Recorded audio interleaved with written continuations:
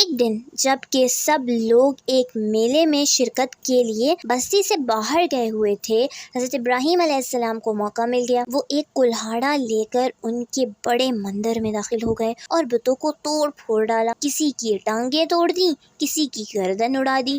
اس کے بعد سب سے بڑے بت کے کندھے پر کلہاڑا لٹکا دیا اور واپس آ گئے۔ جب لوگ میلے سے واپس لوٹے تو اپنے خداؤں کا یہ حال دیکھا تو کہنے لگے یہ ضرور ابراہیم علیہ السلام کا کام ہے، کیونکہ وہ ہمارے بتوں کو برا بھلا کہتا رہتا ہے۔ انہوں نے تمام بڑوں کو اکٹھا کیا اور حضرت ابراہیم علیہ السلام کو بلا کر پوچھا۔ ترجمہ: انہوں نے کہا، اے ابراہیم علیہ السلام، کیا یہ تو نے ہمارے معبودوں کے ساتھ کیا ہے؟